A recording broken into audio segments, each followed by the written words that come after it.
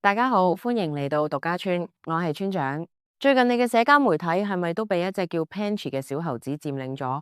無論係 FB、IG 定係 Threads，只要你一滑，好容易就會見到嗰張令人心碎嘅樣。睇住佢嗰雙水汪汪嘅大眼睛，睇住佢無論係俾大猴子粗魯咁拖行，定係瑟縮喺角落佢嗰雙細細隻嘅手，永遠都係死死咁緊抱住嗰個紅色嘅星星公仔嗰一幕。係咪觸動你心入面某個最柔軟嘅地方？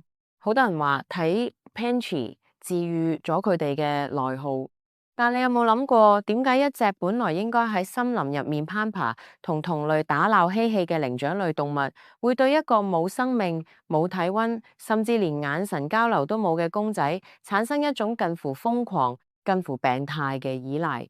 呢件事真係單純因為佢可愛或者有靈性咩？定係因為喺佢嗰個咁細小嘅身體入面，正承受住某種我哋人類難以想象關於愛嘅極度匱乏？今日喺獨家村，我唔單止想同你傾 Pantry，我想帶你行入一段心理學史上最溫柔，但同時亦都係最殘酷嘅實驗室往事。我哋要讀嘅呢本書叫做《愛與依戀的力量：哈洛的靈長類實驗》（Love at Goon Park, Harry Harlow and the Science of Affection）。呢本書記錄咗心理學大師哈里·哈洛點樣用一班恒河猴徹底翻轉咗人類對愛嘅定義。當你聽完呢段歷史，你再反轉頭睇 Pantry 抱公仔個樣，你見到嘅將不再係可愛，而係一場跨越半個世紀嘅心理學預言。要讀懂 Pantry，我哋必先要翻去50年代嘅美國。村友們，你哋想象唔到嗰個年代嘅育兒專家同心理學家係幾咁冷酷，幾咁冇人性。當時嘅權威好似行為主義大師華生，佢竟然公開告誡全美國嘅父母唔好隨便抱細路，唔好錫細路，因為咁樣會令細路變得軟弱、過度依賴。喺佢哋眼入面，嬰兒對媽媽嘅愛純粹係因為媽媽提供奶水。呢套理論有個好冷冰冰嘅名，叫閣樓上的食慾理論。因為你有奶俾我飲，所以我先至愛你。如果你唔俾奶我同你之間就冇任何聯繫。但哈洛唔信呢套，佢喺威斯康辛大學建立咗個恒河猴實驗室。佢發現嗰啲剛出世就被逼同親生母猴分開嘅小猴子，表現出一啲極度反常嘅行為。佢哋會蜷縮喺角落，對住空氣發呆。而最令哈洛震驚嘅係，當實驗員將柔軟嘅毛巾鋪喺籠底嘅時候，小猴子會死死咁抓住條毛巾唔放。於是哈洛設計咗嗰個足以載入史冊嘅代母實驗。佢整咗兩個假媽媽，一個係用冷冰冰嘅鐵絲網整嘅，樣好醜，但係胸口掛住奶樽；另一個就係全身包住柔軟啡色絨布嘅布偶媽媽。雖然樣好溫馨，但係入面係冇奶水嘅。按照當時主流科學家嘅預測，小猴子應該會整日黐住嗰個有奶飲嘅鐵絲媽媽。但結果呢，哈洛發現小猴子除咗真係肚餓到頂唔順，會跑過去吸幾啖奶之外，剩返嗰18個鐘，佢哋都會喺嗰個冇奶飲嘅擁抱媽媽身上抱到實一實。甚至當佢哋喺度飲緊鐵絲媽媽奶嘅時候，隻腳都要死死咁踩住擁抱媽媽，好似嗰度先係佢安全感嘅唯一來源。哈洛俾咗呢個現象一個極之溫柔嘅名，觸覺安慰。呢4個字就係解釋 Pantry 行為嘅核心關鍵。Pantry 被親生母遺棄，人工哺育，俾咗佢生存所需嘅熱量，但俾唔到佢靈魂所需嘅撫慰。嗰個公仔就係佢嘅擁抱媽媽。喺佢細小嘅腦入面，公仔嘅柔軟觸感係佢對呢個世界唯一嘅信任同聯繫。喺《愛與依戀的力量》呢本書入面，哈洛嘅實驗並冇停喺抱抱咁簡單。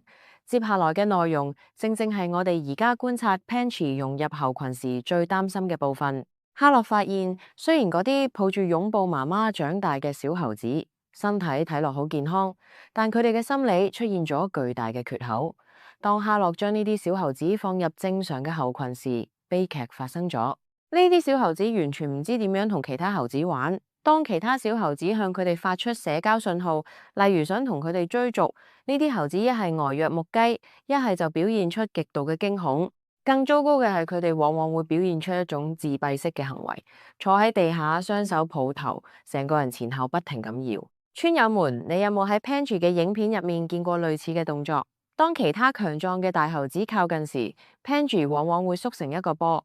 點解會咁？哈洛喺書入面解釋，愛唔單止係觸摸，仲需要回饋。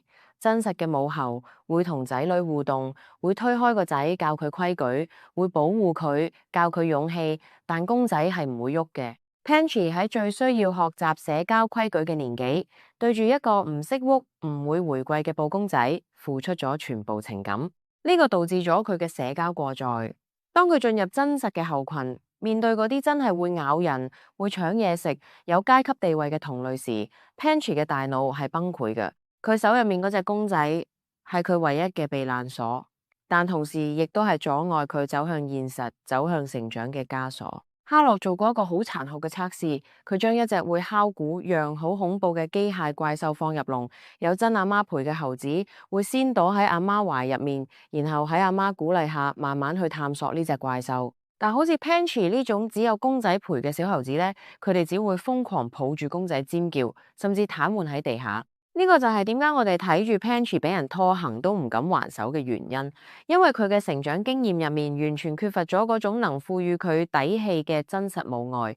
講到呢度，我想跳出猴子嘅故事，傾下我哋自己。喺《愛與依戀的力量》嘅後半段，哈洛嘅研究引起咗社會巨大嘅反響，佢令當時嘅父母意識到，如果你唔抱你嘅細路，如果你唔俾情感回饋佢哋，你其實係摧毀緊佢哋一生。但點解喺2026年嘅今日，Pansy 嘅故事依然可以跨越國界、跨越物種，觸動到咁多人類嘅心？我哋獨家村認為呢個係因為我哋喺 Pansy 身上見到現代孤獨嘅縮影。喺我哋呢個充滿數碼化、充滿熒幕嘅世界入面，我哋擁有咗前所未有嘅鐵絲媽媽，外賣好方便，物資好充足，資訊好快。但係我哋嘅擁抱媽媽呢？我哋喺大城市入面社交，但喺深夜入面感到極度孤獨。我哋每日滑手機，睇住嗰啲虛擬嘅點讚同留言，呢啲難道唔係我哋成年人嘅紅毛猩猩公仔咩？